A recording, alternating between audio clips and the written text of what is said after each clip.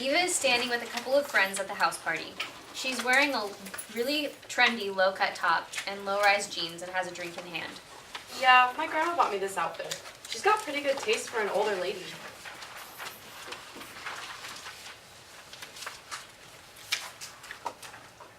That's so nice of her. What did you have to do to get her to buy you all this stuff lately? I didn't do anything.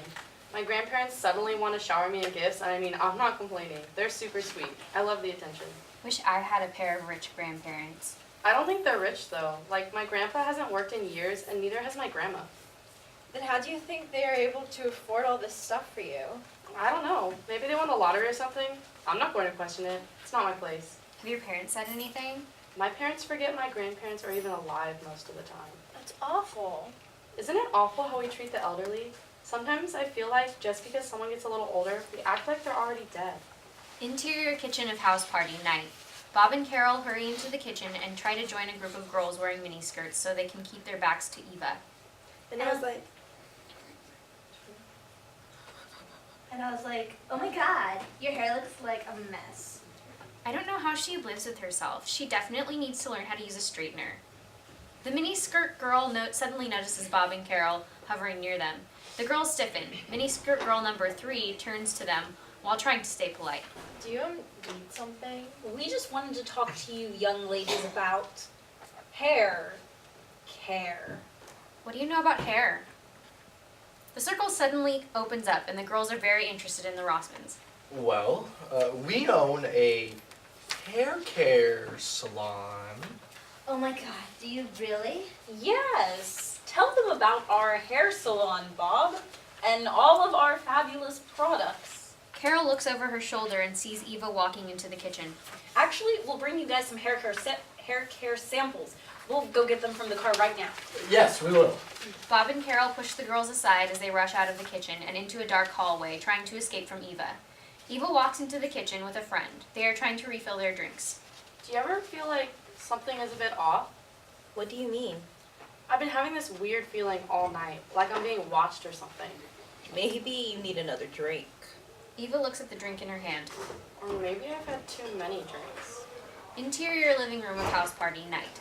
Bob and Carol bump into Brad and Chad while trying to put as much space between Eva and themselves as possible.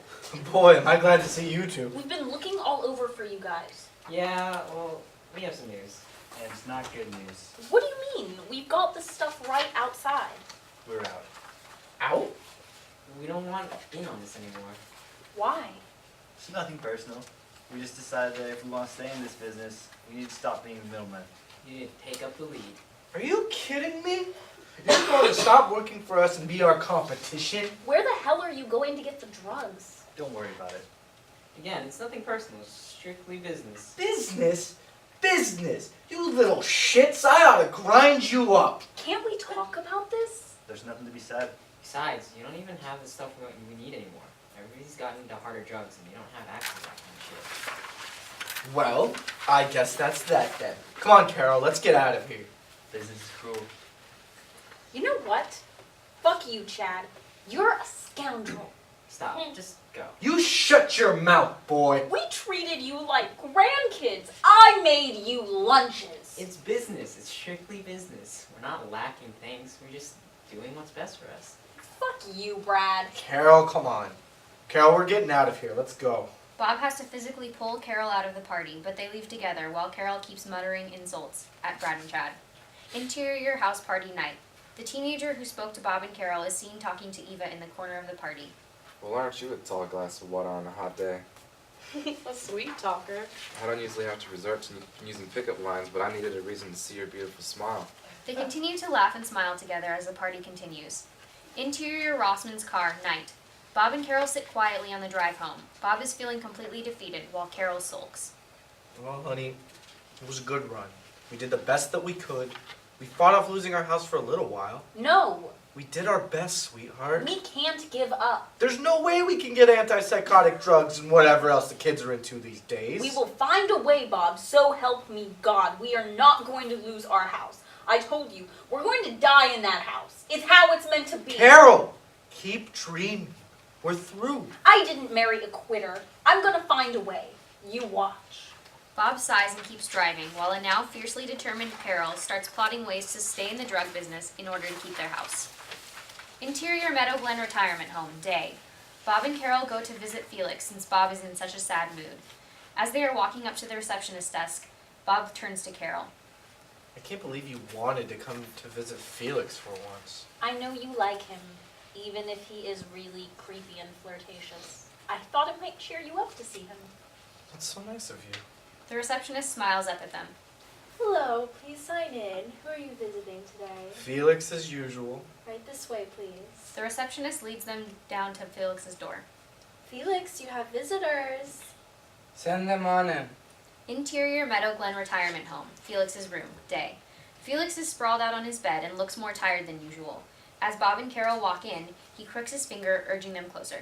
I'm not feeling like myself today. Well, we're here to help, I guess. Felix?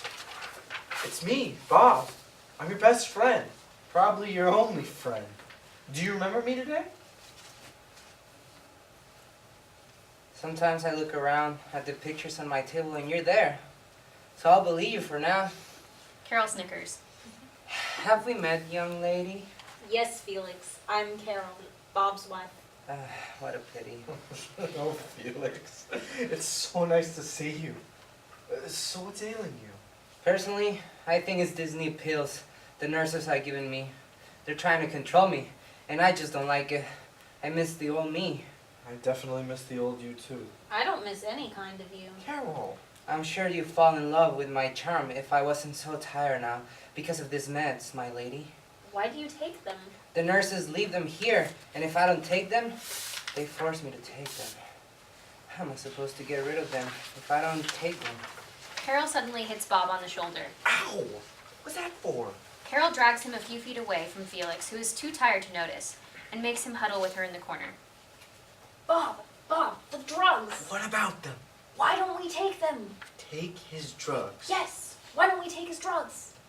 You don't see something morally wrong with stealing drugs from a dementia patient. He doesn't even want them. We can't steal them. If you want them, you need to ask him for his damn permission. Fine, I will. Carol walks back to Felix's bedside and takes hold of his hand. I know you warm me up to me sooner or later. All the ladies do. Felix, I have a favor to ask of you. Anything, my love. Bob lets out a cough in the back of the room. I want your pills.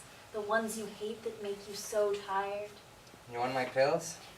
The prescription ones? No doubt. Not the other ones. Well, Carol starts stroking his hand. I just want you back the way you were before, Felix. Can I please take the drugs away from you? Yes. Yes, of course you can. You can have all of them. I don't want any of them. For crying out loud. Bob, take whatever you need. As long as I can be me again, everything will be fine. I'm so glad, Felix. Thank you so much. You have no idea how happy you've made me. I aim to please my lady.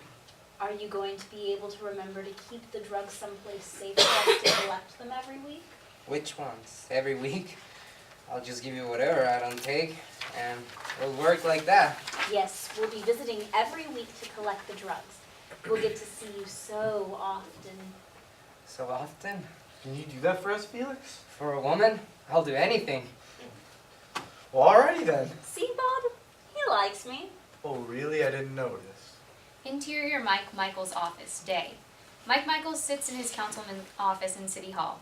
He's deep into conversation on the phone. Pictures of him and various political people litter the walls, as well as various drug scandals, or newspaper clippings applauding him for getting rid of various drug scandals in the county. Look, I just need the supply to stay competitive. The kids are getting restless and my stash is dwindling. Why did I help you walk away from prison if you aren't going to keep supplying me with the goods? Mike Michaels taps his hand on the desk. I know it's hard, but you're my guy. You're supposed to work miracles for me. That was our bargain. I used my power so you could help me make shit tons of money on top of being in this cushy chair. Get me the drugs. That's all I have to say. His secretary beeps him over the intercom. Mr. Michaels, Anthony is here to see you. Send him right in. He hangs up the phone without saying goodbye. Anthony, a teenage boy, walks into the room. I hope this wasn't a bad time for you, sir. It's never a bad time for me when it comes to business. What do you need, Anthony? Well, I wanted to let you know that most of your high schools are accounted for. West Marin or something seems to be overflowing with scripts, and I can't get the other dealers to sell their lot at a high price anymore. That seems to be a trend. People are more into their Oxycontin and Vicodin than their weeds. Kids today. There's something else selling.